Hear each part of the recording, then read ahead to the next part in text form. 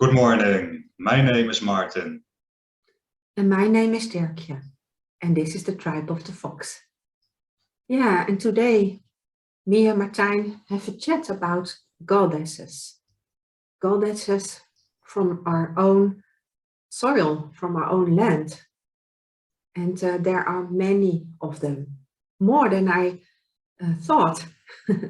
It's funny because, yeah, a few goddesses are known, but there are a lot of goddesses. And Tacitus wrote about that. So there are many sources where you can find information about European goddesses. And we found this wonderful book. It's about Vrouw Holle and hidden wisdom in fairy tales. And here understated is a feminine world vision, but feminine world vision is not, like you said, Martijn, how did you say that? Well, this is not about armpit hair and nose ring and blue hair feminism. No, it's not really about feminism. It's about a worldview in which women and men are equal, and we will explain this a bit later. Yeah, okay. So we are not turned into feminists, folks. We didn't. No, it's so funny how you say that, Martijn. But this book is from Dr. Anine van den Meer. She is a Dutch historian, and she's also investigated symbols. And this book is more than just only fairy tales. It's very huge, and she's talking about goddesses and their role in the era before Christianity. Yeah, and there is a lot of history about that, isn't it, Martijn? Yeah, that's why we dedicate a whole video to this topic. And Dirkje just mentioned this book from Anine van den Meer, and it is so thick. I mean, look at it. Look at how thick it is.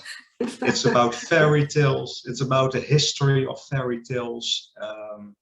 It's about the history of the peoples of Northern Europe. It's so much more than just about Vrouw Holle, which is our main deity in Holland.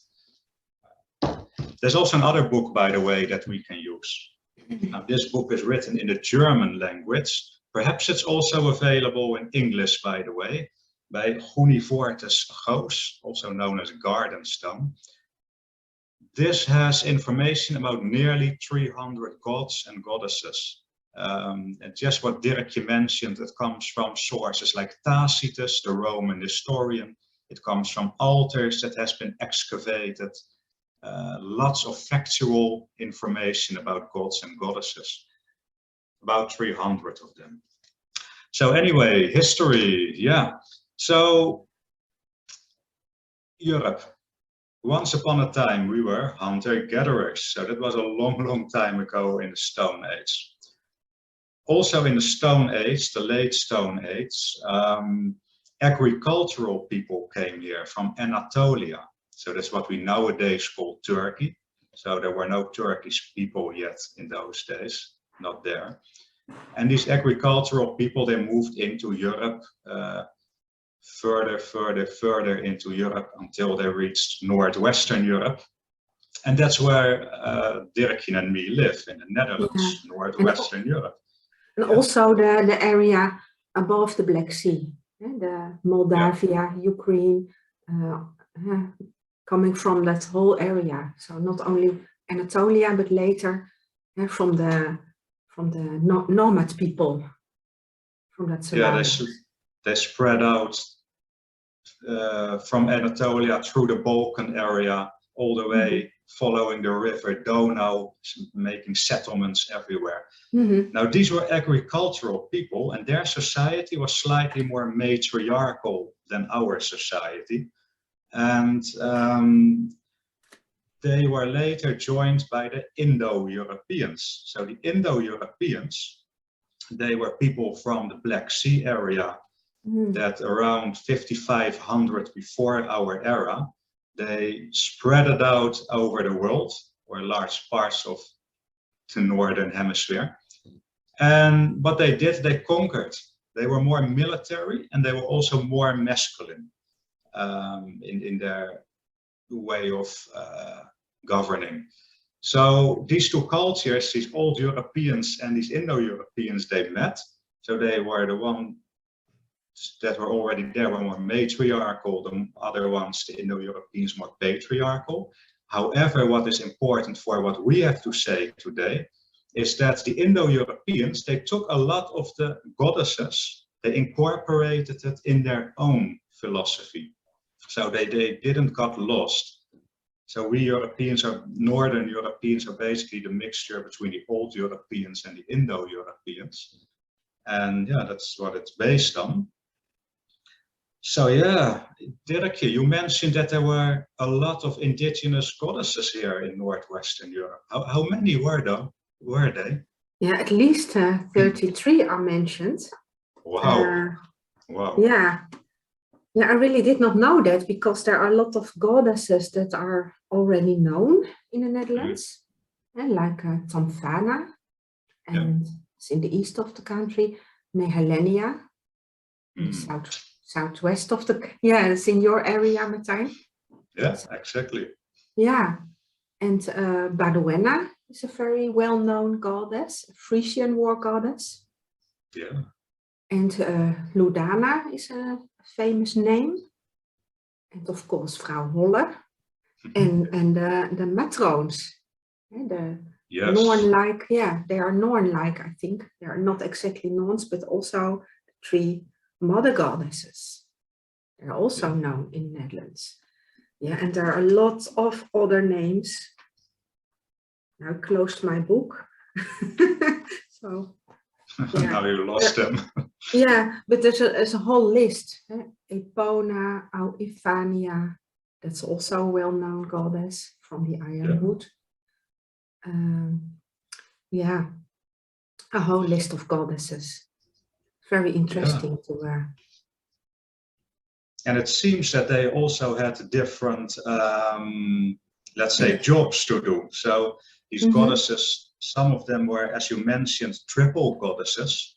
And triple goddesses are a very deep topic, and it just touched upon the surface. It's a very deep topic. So you have to see that in the old agricultural European societies, so before the Indo-Europeans, that was more matriarchal. So it's very well possible that some of these triple deities were actually real women in the past, ancestors who were so great that they were later on venerated like deities. That's a possibility. But I also encountered Aufania. She's also a triple goddess. And triple goddesses are extremely important in our part, Northwestern Europe, so the Netherlands, Germany, Belgium. And it was clear to me that Aufania was not not derived from a human being. This was really a goddess who had great power over life and death and regulating the natural processes on our planet. So you say that there are goddesses that are actually derived from our ancestors, and there are goddesses that are much more, they are more connected to another realm. Yeah, when it comes to the matrone, the triple goddesses, some might be tribal mothers, and other, like Aufania, they are, in my opinion, and that's just my opinion, my experience, are definitely deities. And other deities, other goddesses, they represent certain aspects of nature and life. So they have different functions, like, for instance, earth deities like Nertus. Tacitus was already writing about it in Roman times, that people would have a statue of the goddess Nertus and just put it on a cart and drove it around and having festivities. And that's probably where our modern day carnival is coming from. It comes from a Roman word, and I probably butcher it right now. Carnavale. That's later from here, carnaval. So it has Stone Age roots probably, or Iron Age roots, Bronze Age roots. It's so old we don't even know it. That is pretty awesome. Mm-hmm. Yeah, and of course fertility goddesses who have a spring-like energy. Can you tell something, Derek, about Freyja? Because I don't have any experiences with her. And she seems like this fertility style goddess. Yeah, Freyja, that's another story. Everybody knows the name of Freyja, and she has a lot of aspects, of course, and she is actually everything. But one big part is, of course, the fertility. And everything what has to do with growth, with food, with birth, with the things that are growing in spring. She has also spring goddess. She has also spring goddess in her energy. Like also, she's a goddess of death and war. And so Freyja is actually everything. But there are more spring goddesses like Ostara. Oh yeah. She has everything to do with Easter, the eggs, and that's nice because everything is going to give birth, and everything has to do with growth.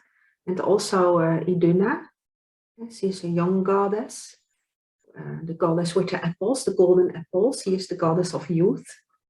So there are many goddesses in the fertility range, in the spring, early spring, and it's all about celebration.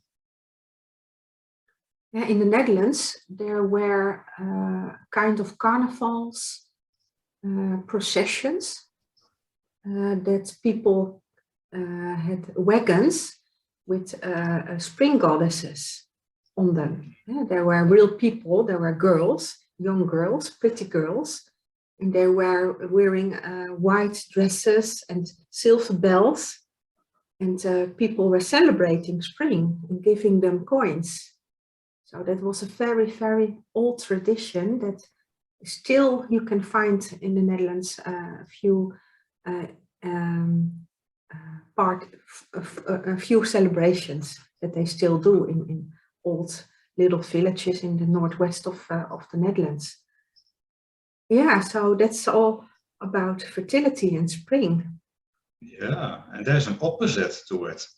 And that's the energy of the winter and the energy of death. It's the other side of the coin. So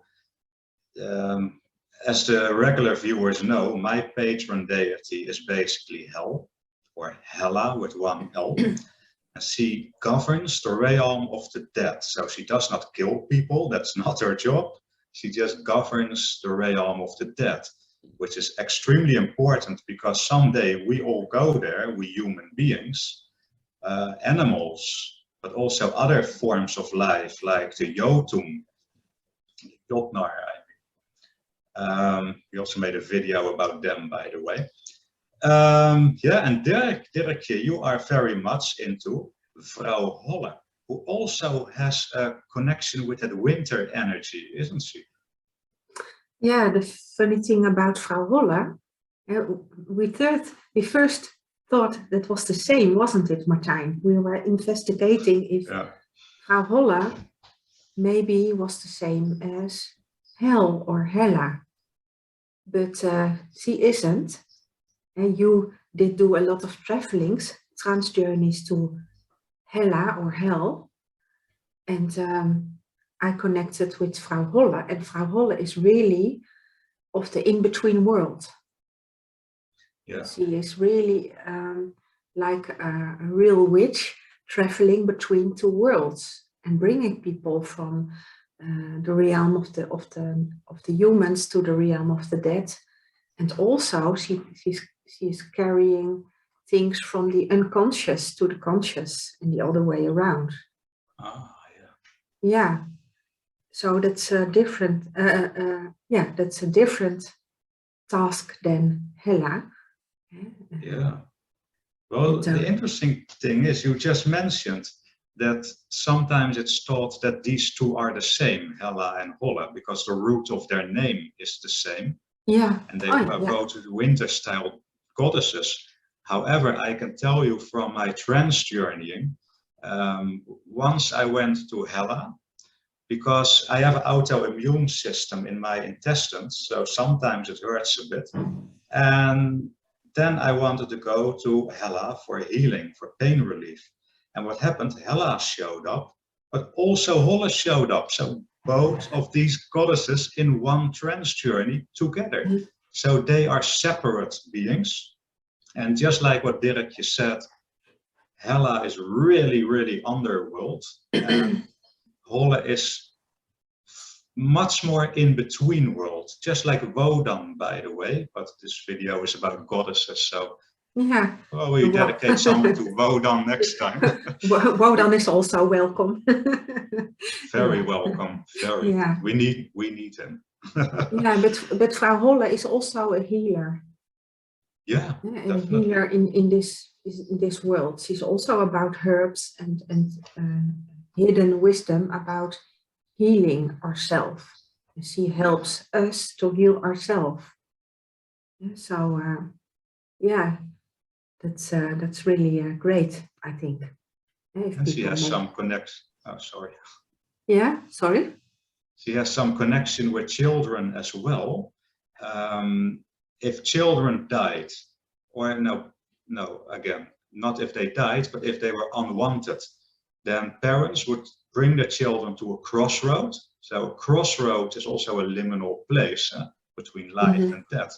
They put the children on the crossroad, and then Frau Holle, or here he is again, Wodan, would take the child and bring them to the realm of the dead. So goddesses like Holle also seem to have a job in transporting beings to the realm of the dead. That reminds me a bit of the Valkyries, by the way. We call them Valkuren in Dutch. They also transport souls to the realm of the dead. That's also a goddess job largely, although Wodan also does this. Yeah, the funny thing is that Frau Holle is really a caretaker. And she takes care, she has a warm heart, and she takes care of children that are abandoned. And the Valkyren, or the Valkyries, they are doing the job in the war. And in the mythology, and you said in the Wagner, in the opera of Wagner, they are mythical creatures and very, very good-looking women. They're stunning. So every soldier wants to be taken by a Valkyrie. But I don't know. I did not investigate a lot into the Valkyrie. But I think they were interesting to investigate. I don't know. I do know that there are old writings, Scandinavian, and they basically recorded what people who see a little bit more, and they have seen the Valkyries as they really are. So they are not pretty girls in shining armor. They are actually, by the people who actually witness them, they are terrifying. They're absolutely terrifying, and they cause the death of certain warriors that has to be transported to the other realm, who have to die on the battlefield, so they actually kill you. Yeah, but that's kind of illogical, because then they are suddenly demonic or scary beings in the battlefield. It's kind of illogical for me, because the battlefield is scary enough. There's a lot of trauma and death, and I can understand that people who are traumatized do not feel very well, you know. So then you don't see angels or something, or angel or fairy-like creatures. So I still have doubt about the real purpose of the Valkyries. Maybe we have to, but maybe you have to look into that. Yeah, because both of us have not done this yet, because you and me are not really about war. We are more about shamanic journeying than the whole warrior aspect. Yeah. I mean, physical warrior. Yeah. And you can find a lot of stories and tales, and they're all maybe a little bit misshaped, you know. They're all a little bit changed through the ages. So it's very hard to find the truth in some stories. So the Valkyries... Sorry? Yeah, sorry, I interrupted you. Oh, there's no problem. But the Valkyries are one of them that, I have doubts about how they appeared and what they did. So, yeah.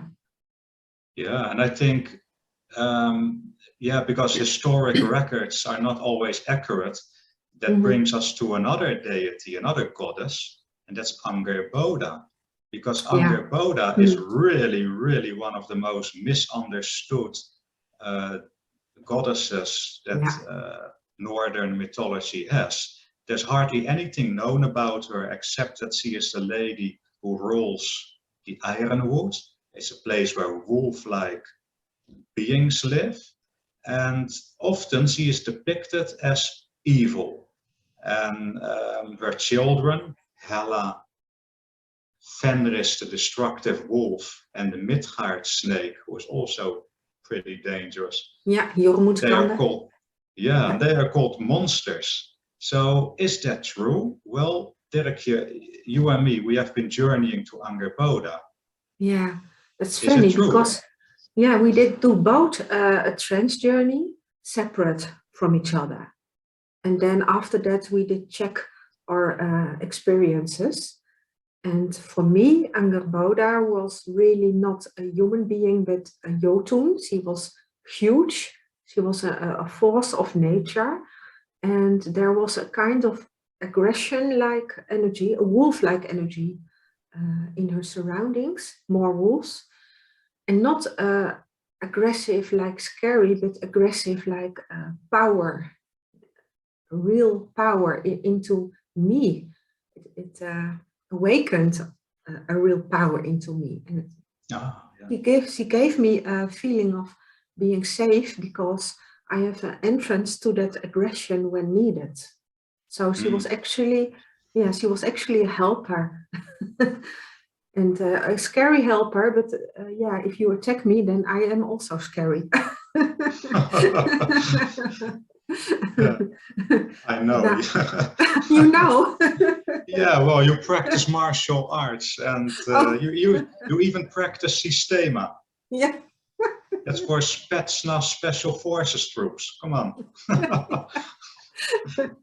Yeah, but you can also be scary, Martijn. Yeah, I know. It's a hidden energy, you know. Yeah, but what you tell about Angerboda, I recognize this totally. She is a motherly goddess, very protective of her kin and her folks and her tribe, whatever you want to call it. She has, this whole realm has a very raw aggression, but not in a negative way, in a protective and wild way.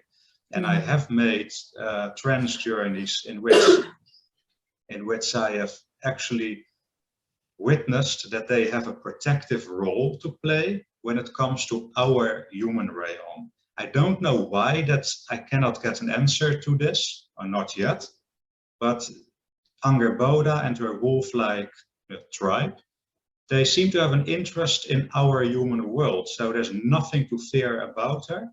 And people who speak bad about Angerboda, well, they are not the people who make trance journeys. I'm absolutely sure, because otherwise you will see a totally different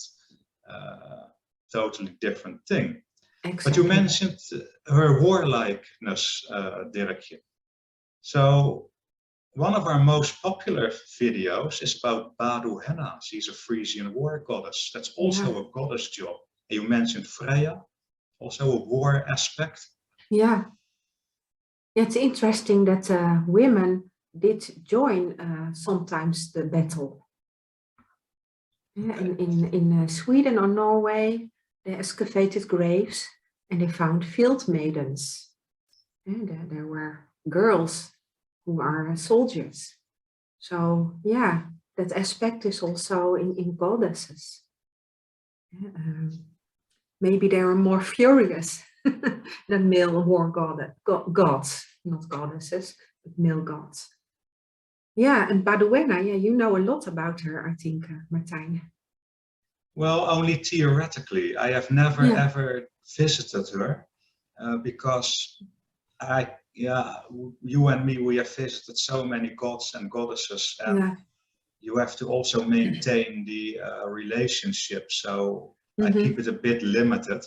And also, she's a Frisian goddess, and I am not Frisian. My ancestors are Saxons from the north of Germany. Yeah, yeah. So, And Celtic, probably. We all are Celto-Germanic mixture, yeah, in the Netherlands and in Belgium and Germany. Yeah, so true. you were right. Yeah. So, but Baduena is interesting because there is written about her by Tacitus, and there are other. Yeah, a lot of people are searching for where she really was, where the forest was, where the Romans, the Germanic Frisian tribe did beat up the Romans, and they destroyed the Romans on a specific place. And there's still a mystery where that exactly was in the Netherlands, maybe in Germany, I think in the Netherlands, but yeah, a lot of theoretical information about her. Yeah. However, we also visited Tamfana's temple, you and me together. That was one of our most memorable field trips we made, I think. And we made a beautiful video. What did you experience with Tamfana, the goddess Tamfana? Yeah, it was funny because there in the east of the Netherlands, there's a little stone temple built on a little small hill, the only hill in the Netherlands. Not the only hill, but there are not many of them. And I thought, well, they made a temple and it's all a little bit, set up or something. But it was really, really a nice place. It was, it was unbelievable. It was a very good place. And we could connect with, for me, it felt like love. It was very a sweet, nice place. And I can't remember every feeling I've got there, but we did go there for a whole day, wasn't it, Martijn? And in the forest that laid behind her temple, we were there also. But what I noticed that she was very much, she was not some goddess of some higher realm, whatever that may be. She was very connected to this earth. She was very connected to her people, the Marsi, who were wiped out, by the way, by the Romans. But she was also worshipped by the Tubanti. That's a tribe in the east of the Netherlands. Yeah. And so she was very connected with human beings and with this earth. So maybe Tamfana was one of these goddesses that derives from perhaps a human leader. I'm not saying this, but it's theoretical. Maybe she's one of those goddesses. Yeah. Could be. Could be. It definitely could be. But the energy was also, but that's also theoretically, it's a hypothesis that the Maria images and Maria adoration, that is, we talked about that, Martijn, that maybe they did Christianize her into the Maria cult in the Catholic Church. I'm absolutely sure. Because of course I visited also, I'm not into Maria or Catholic Church or something, but if you visit a Maria chapel, then you can feel the same like energy. So for me it looked like the same energy as in the Maria chapel. Well, in Germany there's a holy mountain that was dedicated to Tamfana. And the only church on that mountain or hill Yeah. is a chapel dedicated to Mary. So they definitely absorbed her, stole her, by the way. That's not a good thing. But let's go back to Tamfana. I mean, why should you worship a Mary? That's something from the Middle East. We have our own Tamfana. Exactly. With our And own deities. Yeah, you say Mary, I say Maria, but it's Mary, of course. Yeah, you are English. Right. Yeah, in English. So, yeah, you are completely right. Why should we pray to Mary if we have our own goddesses? And they're still here. They're still here. Absolutely. Still with us. Absolutely. Oh, Dirk, you just mentioned something important. This little temple, you mentioned that it felt very real, not fake. Yeah. So how were these gods and goddesses, especially this video is about goddesses, how were they worshipped? In what places? Can you tell something about this? You mean the altar stones? Is that what you mean? How did people do that? Did they went to the forest or did they went to, I don't know, big buildings? In Roman times, they made stone temples, and there are a lot found in the Netherlands. They are found in the south of the Netherlands, remains of them. But before the Roman era, there were places found in nature. A lot of cult places in the Netherlands are found. They were fenced by wooden poles. They were near burial mounds, and they excavated these places, and they found all kinds of offerings, stone pots, jewelry, weapons. So there was a whole cult about goddesses in a country in Northwestern Europe. And I think that is very, very important to know, because a lot of remains are from stone, and then the Romans made something different during time, and they put their own names on it, like also the Catholic Church did do that same thing. They made a big sauce and they throw it over all our own goddesses. But in the depth of our history, there was a big goddess cult. And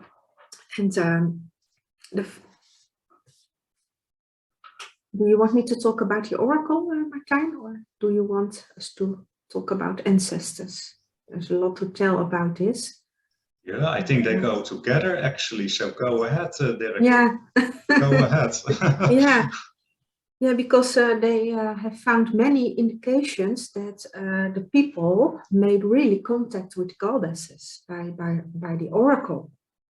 We always talk about oracle of Delphi in Greece, and we talk about oracles from other cultures.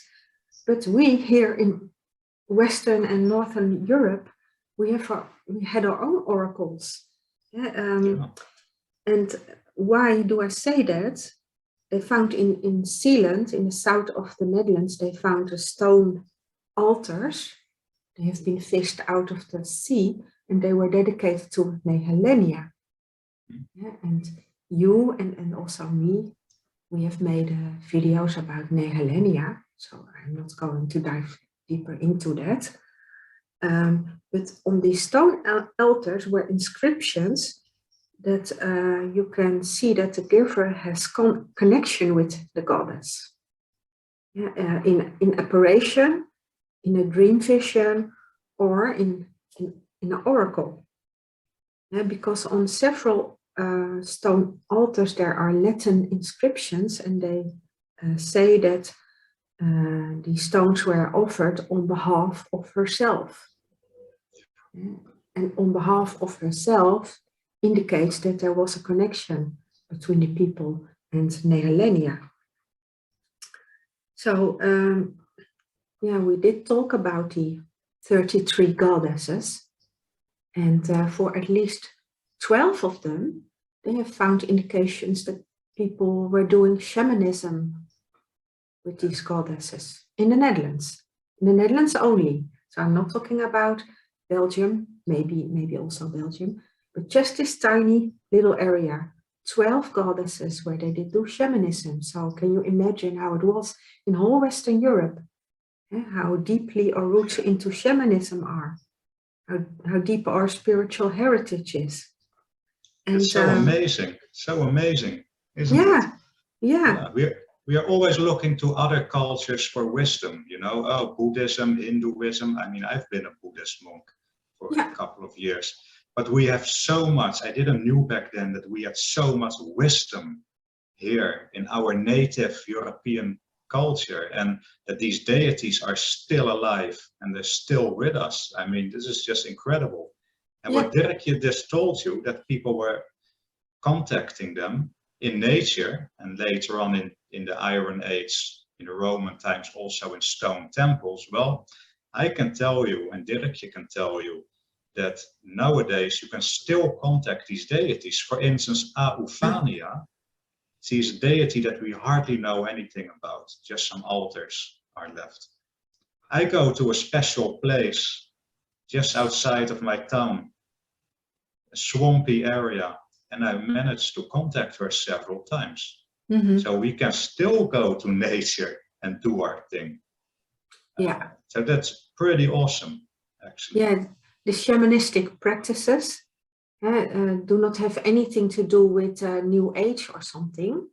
Because people say, oh, that's New Age. No, this is really shamanistic practice. That's something else. And it's very, very forceful. And we found out several times. And we still have to learn a lot about that. Yeah.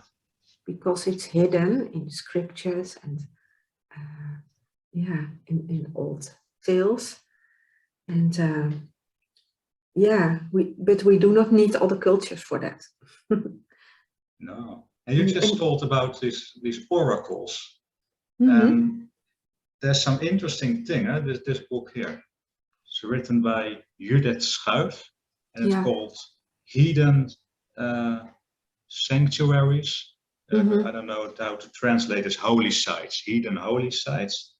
It's about archaeology, and what has been found were that near grave fields, so grave fields are liminal places between our world and the realm of the dead, so between us and the ancestors, there were found holes in the ground that were basically necessary to put poles in the holes, so that rhymes. And there were little houses on top of that, and they were like houses for the dead, so you could prepare dead bodies there for burial, and you could have a meal there with the deceased person, and perhaps some oracle work has been done there as well. Who knows? Exactly. There's a lot of ritual work around ancestors and graves. And for example, in Russia and in the Eastern Europe, they still leave candy on graves. Did you know that? They still do that. So that's very old habits around graves and ancestors and burial mounds. Exactly. I've even seen pictures from the United States of America, pictures about 100 years old, 120 years old. People were having picnics in those days near the graves of their loved ones at the cemetery. And that was not one or two families who were doing this. That was a very normal thing to do, even 120 years ago. So that is actually a very heathen practice to do. And it's beautiful, actually.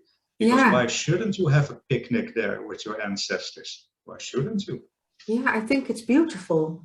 I think it's good to have good feelings about the deceased. And maybe they will look very strange at us when we have a meal at the grave, but I really like this. And did you know that they also found in the Netherlands a burial mound and then a gravel path with stones to a cult place where they offer things So that's a big example and also a proof that the dead was connected with giving offers and a goddess cult, actually. Yeah. So it was not separate, it was all connected. Well, you are the example of this, Dirk. Because I remember in a very cold winter day, you and me were doing some sitting on the burial mounds. Yeah. And you were actually taught by a lady who showed up in your inner vision about how to do these offerings. It's funny that you mention it, because I remember that it was really, really cold. We were both sitting in the forest. Actually, it's forbidden to sit on burial grounds and burial mounds. Yeah, but yeah, we did give elderberry liquor as an offering, and it was cold, almost freezing and wet, and we were waiting and waiting. And then in my trance journey, or in my kind of meditation, I got connection with a lady who appeared, and she was saying to me, "Hey, hello, where are you from? Are you from another realm?" And it was really a miracle for me, a wonder, because she showed me how she treated that burial mound. And she was joy-hearted, and she was very happy to put clay pots with flowers in it, and she put it in circles around. She was walking also in circles. And yeah, that was very real. I did not expect that. It was not in my fantasies, but it was in a trance journey. Then she appeared to me. And it was the same happy, heartful, ritual kind of thing around that. It's not only sad, you know. So yeah. Yeah, but the vision of our ancestors was much more, far less stressful when it came to life and death than, you know, nowadays people have these ideas that there is nothing after death, or that you go to hell, with double L, by the way, the Christian hell after death. And yeah, it's all very difficult. But our ancestors, they had rebirth, and they had ancestors who became almost deified. They didn't came back as humans. They had almost like godlike status. They're often called the elves, or sometimes they're called the elves. And our ancestors had such a deep, profound view on life and death. For instance, there was this, when I was a child, I asked about my parents about a funeral home, and it had a pyramid, an Egyptian pyramid on top of the roof. And I asked my parents, what is this about, this pyramid? They said, yeah, that's Egyptian, because the Egyptians, they had so much to do with death, that that's such a vision on death, that yeah, this funeral home decided to build a pyramid on top of the roof. But that's so insane. Our own ancestors had such a positive and very deep vision about death and life after death and rebirth. We all have it our own, people. Here in Northwestern Europe, in our own Holland, Germany, Belgium, Great Britain, Scandinavia, wherever you're from in Northern Europe. Yeah. We all have it ourselves, and that's beautiful. I can tell you a little story about this. When I was a Buddhist monk, what happened was that this Buddhist monastery was in Europe, and most of the monks were Europeans, most of them German, actually. Lots of visitors were people from Thailand, and they brought us as a gift a house of the dead. So that's basically like a miniature house where the spirits of the dead, they can live there. However, these Western monks, they didn't know what to do with it.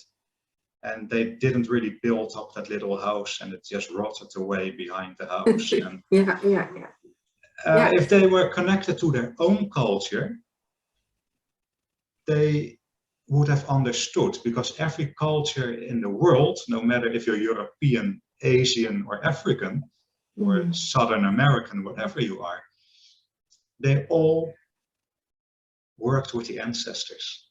Even we Europeans, we also did it. So that's, so they nice didn't know what example. they didn't know what to do with the spirit house. No. But fortunately, in that monastery, I went back to my own culture and I left the monastery. So it was an intermezzo, so to speak, the Buddhist time. Didn't learn to meditate there. Yeah, of course you learn a lot by investigating other cultures as well, but you turned back to your own roots. Yeah, because I was it before I went in the Buddhist monastery. I was fascinated already by our gods and goddesses. So, but that's an whole other story. Exactly. Yeah. Well, yeah, there's one thing I want to say, I want to add, because it's a nice fact that, did you know they found crystal balls in European graves?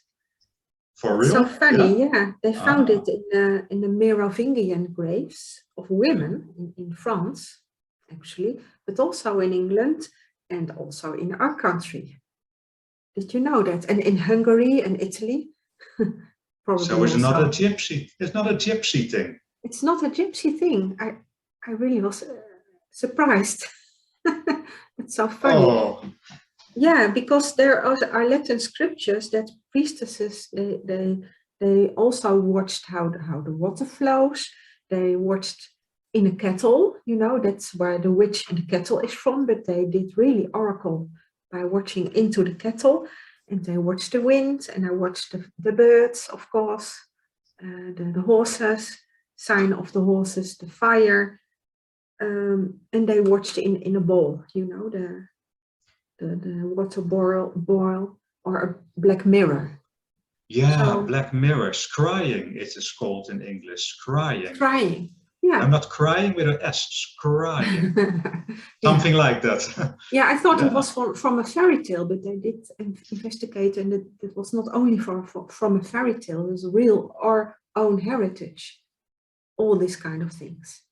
And that brings us back to fairy tales, because what did the evil queen said in front of the mirror? Mirror, mirror on the wall, who is the fairest of them all? So you see, these fairy tales, they hold all the wisdom. But I always thought these crystal balls were from the Roma and Sinti people. I just mentioned the name gypsy, but that's actually not a nice term to call these people. They're called Roma and Sinti. But I thought that they were with the crystal balls, but we also did this. I also know that Nostradamus, the famous clairvoyant, what he did, he had a bowl with water and herbs in it, and then he was staring into the water. That's also called scrying.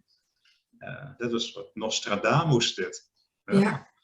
Yeah, so wouldn't it be nice if we can practice this ourselves? We as a folk, as a tribe, to get this back. And to be bring it back. Yeah, bring it back. Yeah. It's actually pretty experimental what we are doing, Dirk, with the tribe of the fox, because so much of our culture has been, basically covered up, and we are basically uncovering it again, or at least we try to. And we came until now quite far. I mean, we managed to investigate goddesses that are not so much known, and we discovered things about male gods that are not in the scriptures as well. Now, scriptures in the sources, that's a better word. So it's very experimental, and we still have a very long way to go, actually. Yeah, we are still going on. Yeah, we do. Yeah. We do. Yeah. Interesting topic. Yeah. So, do you have anything to add to this, Dirk? Because I think we said a lot of interesting things. Yeah, there are a lot of interesting things, but I think we have to make another video about the origin of the witches and the witches. And there are more interesting things. And we found also old laws where they forbid heathens to do the practice. So that's also an interesting topic. So many topics to come, I think. There's a lot of inspiration. But I think Heathen episodes. Yeah. Heathen episodes part 3, 4, 5, 6, 7. Let's go. Yeah, okay. Well, let's finish this one for now. And we thank you for hanging out with us. And if you have nice comments or maybe you have own experiences or things that you want to add in this topic, please put it down and a thumbs up. And see you next time. Bye-bye. Bye-bye.